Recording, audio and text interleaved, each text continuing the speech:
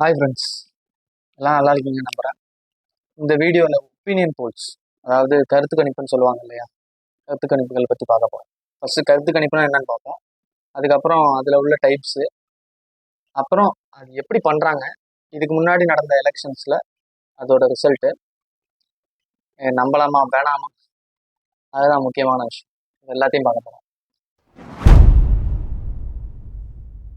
Opinion போல்ஸ்னால் friends, எலெக்ஷனுக்கு முன்னாடி வந்து ஒவ்வொரு தொகுதியிலையும் போயிட்டு வந்து ஒரு குறிப்பிட்ட நம்பர் ஆஃப் பீப்புளை வந்து கேட்பாங்க. நீங்கள் வந்து யாருக்கு ஓட் பண்ண போகிறீங்க, எதனால் ஓட் பண்ண போகிறீங்க, இது வந்து உங்களுக்கு, அதாவது ஒரு செட் ஆஃப் கொஷினை வச்சுருப்பாங்க. ஒவ்வொரு நிறுவனமும், செயல்படுத்துகிற நிறுவனமும் வச்சுருப்பாங்க. இதை வச்சுட்டு நம்மளால் வந்து ஒரு ரஃப் எஸ்டிமேஷனை வந்து பண்ண முடியும்.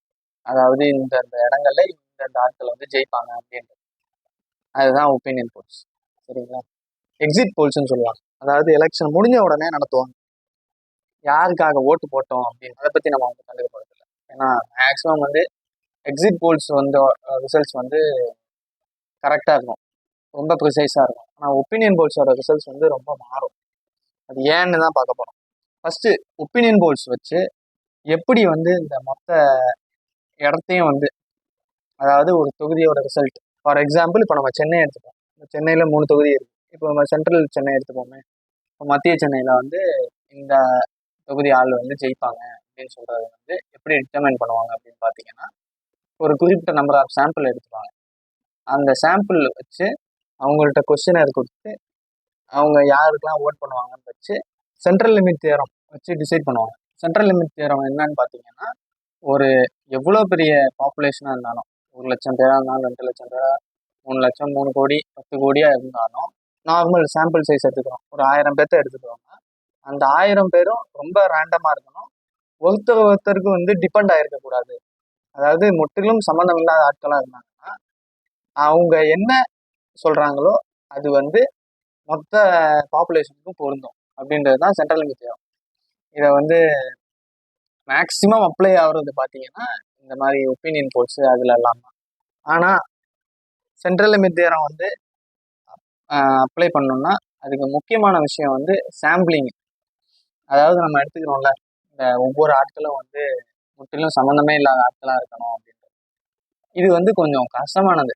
ஏன்னு பார்த்தீங்கன்னா, நம்ம போகிற இடத்துல எல்லாமே வந்து நமக்கு வந்து ஒப்பீனியன் போல்ஸ் வந்து கொடுக்குறதுக்கு வந்து ஏற்றுக்க மாட்டாங்க. ஒரு சிலர் வந்து அதெல்லாம் வேணாம், இன்ட்ரெஸ்ட் இல்லை அப்படின்றாங்க. அதனால என்ன பண்ணிடுறாங்க, ஒரு சில நிறுவனங்கள் வந்து ஒரு குறிப்பிட்ட ஏரியாவே எடுத்துக்கிறாங்க. இந்த ஏரியாவில் மட்டுமே நம்ம வந்து ஒரு 1000 பேர்த்த எடுத்து அவங்கள்ட்ட வந்து ஒப்பீனியன் போல் கேட்டு அதை வச்சு நம்ம ரிசல்ட்ஸை டிட்டர்மைன் பண்ணிடலாம் அப்படின்னு நினைக்கிறாங்க. அது வந்து சரியாக வராது. ரிசல்ட்ஸ் வந்து ரொம்ப பயாஸ்டாக போயிடும், ஸ்கியூ ஆகிடும். அதனால் அவங்க அந்த மாதிரி ஃபஸ்ட்டு ரேண்டம் சாம்பிள் எடுத்துப்பாங்க, கொஸ்டினை ப்ரிப்பேர் பண்ணுவாங்க, அதை கொடுப்பாங்க, ஒப்பீனியன் போல் கலெக்ட் பண்ணுவாங்க. அதுக்கப்புறம் அதை வச்சு அதான் சென்ட்ரல் லிமிட் தியரம் அப்ளை பண்ணி நம்ம வந்து ரிசல்ட்ஸை வந்து மேக்ஸிமம் எல்லாருமே, எல்லா நிறுவனமும், எல்லா நியூஸ் சேனலும், பத்திரிகைகளும் அப்படி தான் பண்ணுறாங்க. ஆனால் வெயிட்ஸ் அசைன் பண்ணணும்.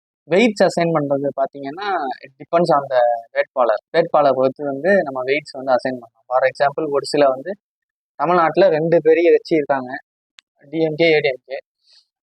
அவங்க டைரக்டாக மோதுற தொகுதிக்கும் அவங்க கூட்டணியிலேருந்து வர தொகுதி ஆளுங்க, ஃபார் எக்ஸாம்பிள் இப்போ 2 கட்சிகள் இருக்காங்க, இவங்க கூட்டணியில் தான் மித்த எல்லா பார்ட்டிஸும் வந்து சேர்றாங்கன்னு வச்சுப்போம். இந்த மித்த பார்ட்டிஸ் ஆளுங்களுக்கு வந்து வெயிட்ஸை கம்மியாக அசைன் பண்ணுறதுக்கு ஒரு சான்ஸ் இருக்குது. ஏன்னு பார்த்தீங்கன்னா, இப்போ இந்த 2 பார்ட்டியும் மோதும் இந்த பெரிய கட்சியில் இருக்க, இப்போ வந்து டிஎம்கே இருக்காங்க, ஏடிஎம்கே இருக்காங்க. டிஎம்கேவோட கூட்டணியில் இருக்க ஒரு கட்சி வந்து அப்போஸ் பண்ணது வந்து நீங்கள் ஏடிஎம்கே தான். இந்த டிஎம்கே தொகுதி ஆட்கள் இருப்பாங்கல்ல, அதாவது டிஎம்கே கட்சி ஆட்கள், அவங்களே வந்து அந்த கூட்டணி கட்சிக்கு ஓட்டு போடுவாங்களா அப்படின்றது வந்து கன்ஃபார்ம் இல்லை. அவங்க சப்போஸ் வந்து இந்த ஆப்போசிட்டில் இருக்க ஏடிஎம்கே காரங்களுக்கு கொஞ்சம் க்ளோஸாக இருக்கலாம், அதனால் அவங்களுக்கு கூட ஓட்டு போடலாம்ல. அதனால் வந்து வெயிட்ஸ் அசைன் பண்ணணும். வெயிட்ஸ் அசைன் பண்ணிவிட்டு முக்கியமானது, என்னதான் வெயிட் அசைன் பண்ணாலும் முக்கியமானது சாம்பிளிங் தான். இந்த சாம்பிளிங்கில் தான் ப்ராப்ளம் ஆகுது. இந்த சாம்பிளிங் ஒழுங்காக பண்ணாலே மேக்ஸிமம் வந்து எல்லா ஒப்பீனியன் போல்ஸும் வந்து ஒரு வெரி கான்ஃபிடென்ட்டான ரிசல்ட்டை கொடுக்க முடியும்.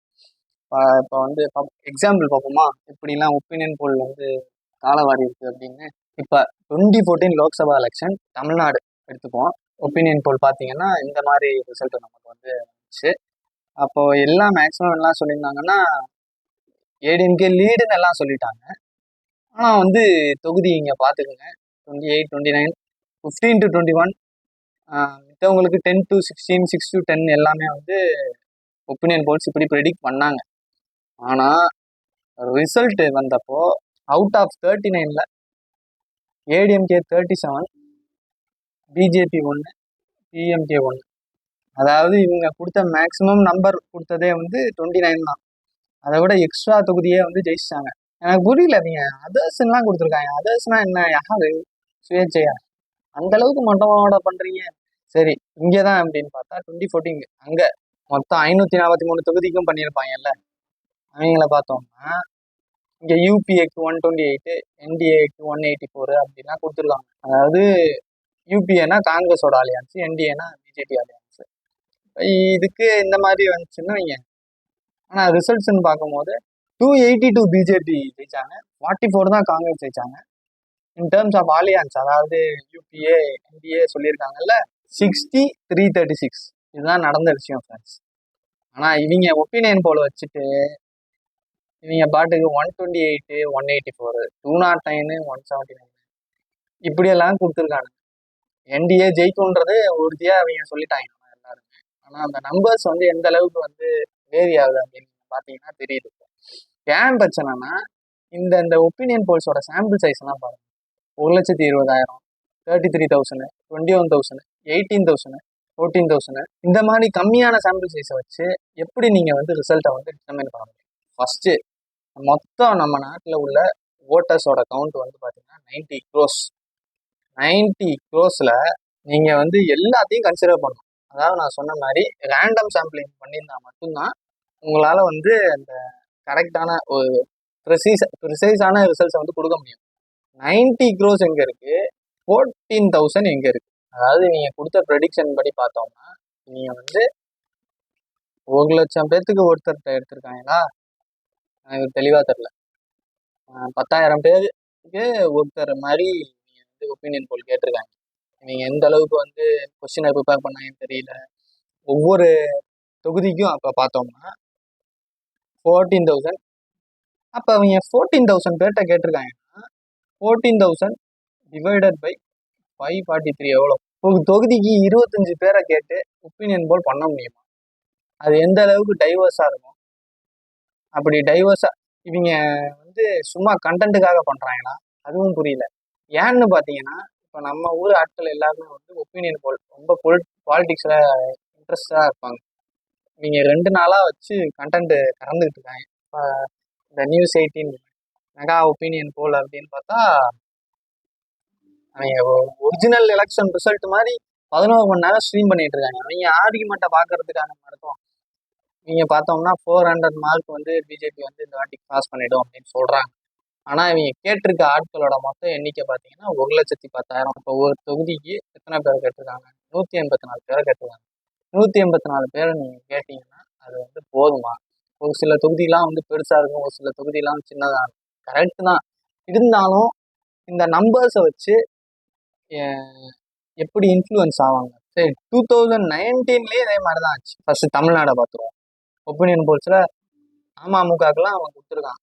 இந்த ஸ்பெக் மீடியான்னு எவ்வளோ எப்படி இவங்க வந்து கேட்டாங்கன்னு தெரியல. என்டிஏக்கு 2021 லீடெல்லாம் கொடுத்துருக்காங்க. என்டிஏக்கு கிட்டத்தட்ட ஒரு சிலர் நெக் டு நெக் காம்படிஷன் மாதிரிலாம் கொடுத்துருக்காங்க. கடைசியில் பார்த்தா 38 வந்து செக்யூலர் ப்ரோக்ரஸிவ் அலையான்ஸும் ஒன்று தான் வந்து நேஷனல் டெமோக்ராட்டிக் அலையான்ஸும் கிடச்சிது. இது இப்படி இருக்குது. இதே வந்து சென்ட்ரலில் 2019 எலெக்ஷனை பார்த்தோம். இதுவும் பெரிய அளவுக்கு சொன்ன மாதிரி இல்லை. இதுவும் வந்து போன எலெக்ஷன்லேயும் சொதப்பிச்சு. இவங்க இப்போ அடுத்த வாட்டிக்கும் இந்த எலெக்ஷனுக்கும் அவங்க 2024 எலெக்ஷனுக்கும் ஒப்பீனியன் போல்ஸ் பண்ணுறாங்க. இவங்க வந்து இந்த நம்பர்ஸ்லாம் கொடுத்துருக்காங்க. இதில் ப்ளஸ் மார்ஜின் ஆஃப் எரர் உட்பட கொடுத்துட்டாங்க. இதில் என்ன ஒரு மிகப்பெரிய விஷயம்னு பார்த்தீங்கன்னா இவங்க எப்போல்லாம் இவங்க ஒப்பீனியன் போல்ஸில் கொடுக்குற நம்பர்ஸ் எல்லாத்த விடவும் நார்மல் எலெக்ஷனில் வர நம்பர்ஸ் வந்து அதிகமாக தான் இருக்குது. அதாவது இதில் வந்து ஃபார் எக்ஸாம்பிள் ஒரு 20 கொடுத்தாங்கன்னா எலெக்ஷன் முடிஞ்சு ரிசல்ட்டில் வரும்போது அந்த பார்ட்டி வந்து பார்த்தா 30 ஜெயிச்சிருக்கு, மித்ததுக்கு வந்து இறங்கியிருக்கு. அது ஏன்னு பார்த்தீங்கன்னா மக்களுக்கு இருக்கிற ஹேர்டு பிஹேவியர். நம்மளோட ஓட்டு எதுக்கு வேஸ்ட்டாக போகணும் அப்படின்னு சொல்லிட்டு யார் ஜெயிக்கிறாங்களோ அவங்க பக்கமே வந்து ஓட்டை போடலாம் அப்படின்னு வந்து நிறைய பேர் நினைப்பாங்க. அதுதான் ஹேர்டு பிஹேவியர். பெருசாக எதையுமே யோசிக்காம சரி நம்ம ஓட்டு எதுக்கு வேஸ்ட்டாக போகணும், இவங்களுக்கே ஓட்டை போட்டுடலாம் வந்து போடுறதுனால அந்த மித்த இடங்களில் ஜெயிக்கிறாங்கள அவங்களுக்கும் வந்து பாதிப்பு ஏற்படுது. நம்மளே பாருங்க, ஐபிஎல்லே பாருங்க, எவ்வளோ பேர் வந்து சென்னைக்கு சப்போர்ட் பண்ணுறாங்க, எவ்வளோ பேர் மும்பைக்கு சப்போர்ட் பண்ணுறாங்க. ஆனால் பஞ்சாபுக்கும் டெல்லிக்கும் அந்த அளவுக்கு சப்போர்ட் இல்லை. ஏன்னு பார்த்தா ஜெயிக்கல.